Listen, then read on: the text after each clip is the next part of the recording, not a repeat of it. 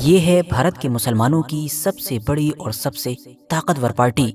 जी हाँ, आज की डेट में ये इतनी बड़ी और ताकतवर पॉलिटिकल पार्टी है कि इसकी सपोर्ट के बिना भारत के कुछ खास इलाकों में गवर्नमेंट तक नहीं बनती है। वैसे तो पिछले कुछ सालों में आम तौर पर यही देखा गया है कि जब भी भारत के मुसलमानों के बड़े बड़े नेता या उनकी पॉलिटिकल पार्टीज की बात होती है तो हम लोगों को असदुद्दीन ओवैसी या उनकी तरह ही जो कुछ और चंद मशहूर नेता हैं वो नजर आते हैं और उनकी पॉलिटिकल पार्टीज नजर आती हैं। मगर हकीकत तो ये है कि अगर आप लोग ऑफिशियली कागज पर चेक करेंगे, जमीनी हकीकत को जानने की कोशिश करेंगे तो असदुद्दीन ओवैसी या इनके जैसे जितने भी नेता हैं और इनकी जो बड़ी बड़ी पार्टीज हैं वो इस बड़ी मुस्लिम पार्टी के सामने दूर दूर तक कहीं नहीं ठहरती हैं। साथियों, जैसा कि कुछ वक्त पहले आपने देखा ही होगा कि किस तरह से साउथ इंडिया की एक स्टेट तमिलनाडु के अंदर एक फिल्म इंडस्ट्री से जुड़े हुए बंदे मतलब कि विजय ने सबसे ज्यादा सीट्स हासिल करके पूरे देश को हैरान कर दिया था। मगर यहाँ पर भी जो सबसे दिलचस्प बात थी वो ये कि सबसे ज्यादा सीटें हासिल करने के बावजूद भी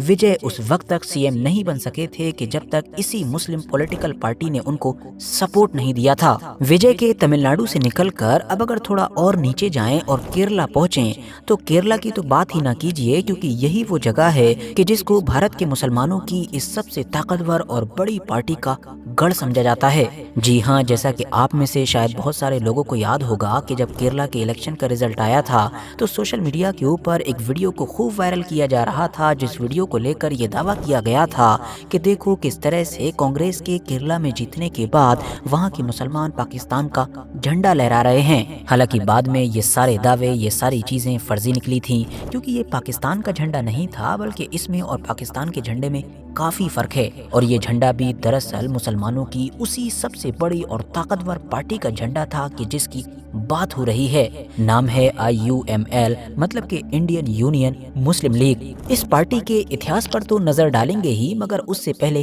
करंट सिनेरियो पर नजर डालते हैं कि आखिर क्या वजह है कि इसको पूरे भारत की ही सबसे बड़ी और ताकतवर मुस्लिम पॉलिटिकल पार्टी के तौर पर देखा जाता है। सबसे पहले केरला से ही शुरू करें तो केरला के अंदर इस पार्टी के टोटल 22 MLA हैं। और दिलचस्प बात तो ये है कि 2026 के इलेक्शन में इस पार्टी ने सिर्फ और सिर्फ 27 सीटों पर ही चुनाव लड़ा था, उसमें से 22 में जीत हासिल की है, जिसका मतलब ये है कि जीत का जो रेशियो है वो भी काफी जबरदस्त है। अब क्योंकि IUML नाम की ये जो पार्टी है ये केरला में हमेशा से ही काफी बड़ी और ताकतवर रही है, अलग अलग वक्तों पर गवर्नमेंट का हिस्सा भी रही है, तो इसीलिए हम देखते हैं कि केरला की हुकूमत में लंबे वक्त से ही इस पार्टी के बड़े बड़े मंत्री भी बनते आए हैं। केरला से ऊपर तमिलनाडु पर नजर डालें तो यहाँ पर इस पार्टी के 2 MLA हैं। और यहाँ पर भी दिलचस्प बात यह है कि 2026 के इलेक्शन में इस पार्टी ने सिर्फ 2 सीटों से ही चुनाव लड़ा था और दोनों पर ही जीत हासिल की है। केरला में इस पार्टी का कांग्रेस के साथ गठबंधन था, तो तमिलनाडु में भी ये जो कांग्रेस और DMK वाला ग्रुप था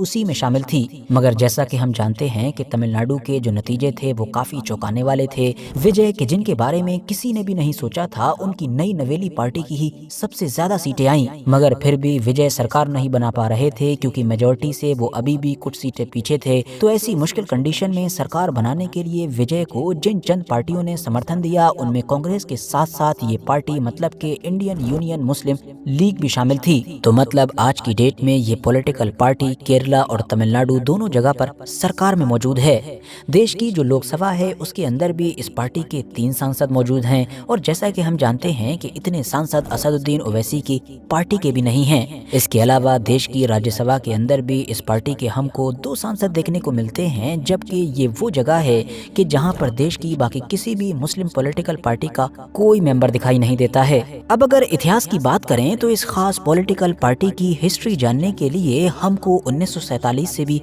काफी पीछे जाना पड़ेगा। जैसा कि हम जानते हैं कि 20वीं सदी की शुरुआत में भारत देश के ऊपर अंग्रेजों का राज था। कांग्रेस नाम की भारत के अंदर एक ही बड़ी पॉलिटिकल पार्टी हुआ करती थी कि जिसमें शामिल जो लोग थे, जो नेता थे, वो अंग्रेजों से आजादी हासिल करने के लिए पॉलिटिकली लड़ाई लड़ रहे थे। मगर फिर अचानक से हम ये देखते हैं कि कुछ मुस्लिम लीडर्स को या फिर कुछ मुस्लिम एक्टिविस्ट को ये महसूस होना शुरू हुआ कि ये जो कांग्रेस पार्टी है ये मुसलमानों के साथ भेदभाव कर रही है, और अगर अंग्रेजों के बाद بعد یہی ہندوستان کو لیڈ کرے گی تو یہ مسلمانوں کے حقوق نہ دے سکے گی۔ اسی سوچ کے ساتھ پھر کچھ مسلم لیڈرز نے اور مسلم ایکٹیوسٹ نے 1906 میں ڈھاکہ شہر کے اندر ایک پولیٹیکل پارٹی کی بنیاد رکھی جس کا نام رکھا گیا آل انڈیا مسلم لیگ۔ یاد رہے کہ اس دور میں اس آل انڈیا مسلم لیگ کا نہ تو بھارت کے بٹوارے سے کوئی لینا دینا تھا اور نہ ہی محمد علی جناح سے کوئی لینا دینا تھا، کیونکہ شروعاتی دور میں اس پارٹی کا مقصد صرف اور صرف ہندوستان کے جو مسلمان ہیں ان کے رائٹس کو پروٹیکٹ کرنا تھا، جبکہ جو محمد علی جناح تھے وہ تو خود اس دور میں کانگریس کے اندر ہوا کرتے تھے اور محمد علی جناح کو ایک سیکولر اور ہندو مسلم یونٹی کی وکالت کرنے والے نیتا کے طور پر جانا جاتا تھا۔ مگر پھر وقت کے ساتھ محمد علی جناح کا نہ صرف کانگریس میں انٹرسٹ کم ہونا شروع ہو گیا بلکہ محمد علی جناح کی جو آئیڈیولوجی تھی، جو وچاردھارا تھی، وہ بھی پوری طریقے سے بدلنے لگی۔ محمد علی جناح نے کانگریس کو کرٹیسائز کرنا شروع کر دیا اور یہ الزام لگانا شروع کر دیا کہ کانگریس اب ایک ایسی پارٹی ہے کہ جو مسلمانوں کے ساتھ بھید بھاؤ کرتی ہے اور وہ مسلمانوں کی جو رائٹس ہیں، جو حقوق ہیں، ان کو پروٹیکٹ نہیں کر سکتی ہے۔ کانگریس کو چھوڑنے کے بعد محمد علی جناح نے آل انڈیا مسلم لیگ کو جوائن کر لیا تھا اور پھر یہی آل انڈیا مسلم لیگ بہت جلد ہی محمد علی جناح کی مسلم لیگ بن گئی تھی۔ مطلب پوری طریقے سے یہ پارٹی محمد علی جناح کے ہی کنٹرول میں آ گئی تھی اور پھر 1940 کا دور آتے آتے محمد علی جناح اور ان کی اس پولیٹیکل پارٹی نے سرے سے ہی ایک الگ دیش مانگنے کی ڈیمانڈ شروع کر دی تھی۔ وقت گزرا اور سال آیا 1947 کا جب بھارت دیش کو آزادی ملی، مگر ساتھ ہی بھارت کا پارٹیشن بھی ہو گیا،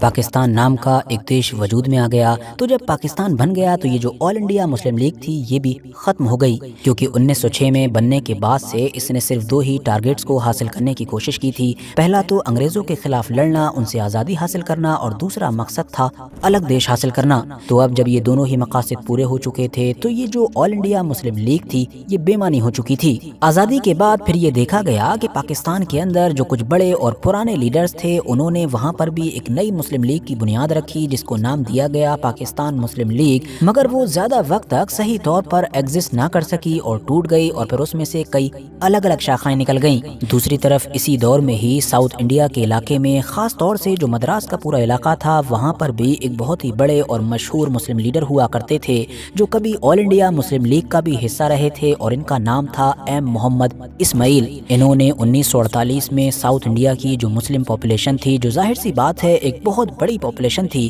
اس کے لیے اپنی پارٹی بنانے کا فیصلہ کیا اور اس پارٹی کو نام دیا گیا IUML، مطلب کہ انڈین یونین مسلم لیگ۔ اور اس طرح سے آج سے لگ بھگ 78 سال پہلے وہ پارٹی وجود میں آئی کہ جس کی چرچائیں آج کی ڈیٹ میں پورے بھارت کے اندر ہیں۔ خاص بات یہ ہے کہ اس پارٹی نے بنتے ہی مطلب بالکل شروعاتی دور سے ہی ساؤتھ کے علاقے میں اپنی پکڑ مضبوط کرنی شروع کر دی تھی۔ مطلب ہر دور میں ہی اس کے جو MLA ہیں یا MPs ہیں ان کی سنکھیا بھلے ہی تھوڑی بہت اوپر نیچے ہوتی رہی ہو، مگر اوور آل اس نے ساؤتھ انڈیا کا جو ایک پاور اسٹرکچر ہے، جو وہاں کی سرکاریں ہیں، ان میں اپنی اہم جگہ بنا کر رکھی۔ اس پارٹی کی ایک اور خاص بات یہ بھی ہے کہ اس پارٹی نے شروعات سے ہی سوشل ویلفیئر پر بہت کام کیا، ایجوکیشن کو کافی پروموٹ کیا، ہاسپٹلز، کالجز اور اسکولز کو کافی بڑھاوا دیا۔ یہی وجہ ہے کہ آپ 2026 کے الیکشن میں بھی یہ چیز کلیئرلی دیکھ پائیں گے کہ ایک ایسی پارٹی کہ جو مسلمانوں سے جڑی ہوئی ہے، مگر اس کے باوجود بھی وہ کئی ایسی سیٹس پر جیتی ہے کہ جہاں پر مسلمانوں کی بجائے نان مسلمز کی آبادی زیادہ ہے۔ اس کا بڑا ہی سیدھا اور سمپل سا ریزن ہے سوشل ویلفیئر۔ ساتھیوں، 2026 کے جب کیرلا کے الیکشن کے نتیجے آئے تھے تو یہ جو ایک ینگ لیڈی ہیں مطلب کہ فاطمہ تہیلیہ، یہ بھی پورے بھارت کے اندر کافی وائرل ہوئی تھی۔ وائرل ہونے کی پہلی وجہ تو یہی تھی کہ یہ ایک ینگ لیڈی ہیں اور چناؤ میں جیت حاصل کی ہے، جبکہ جو دوسری خاص وجہ تھی وہ یہ تھی کہ پچھلے 70 سال کے اتہاس میں ایسا پہلی بار ہوا ہے کہ جب IUML مطلب کہ انڈین یونین مسلم لیگ پارٹی کی طرف سے ایک مہیلا امیدوار جیتی ہے۔ جی ہاں، اس سے پہلے اس پارٹی کی طرف سے ابھی تک کوئی بھی مہیلا چناؤ نہیں جیتی تھی۔ تو دوستو، یہ تھی بھارت کی سب سے بڑی اور سب سے طاقتور مسلم پولیٹیکل پارٹی کی کہانی۔ باقی اگر یہ ویڈیو آپ کو انفارمیٹیو لگی ہو تو لائک کرنے کے ساتھ ساتھ دوستوں کے ساتھ ضرور شیئر کریں، اور ہاں، جاتے جاتے چینل کو بھی ضرور سبسکرائب کریں۔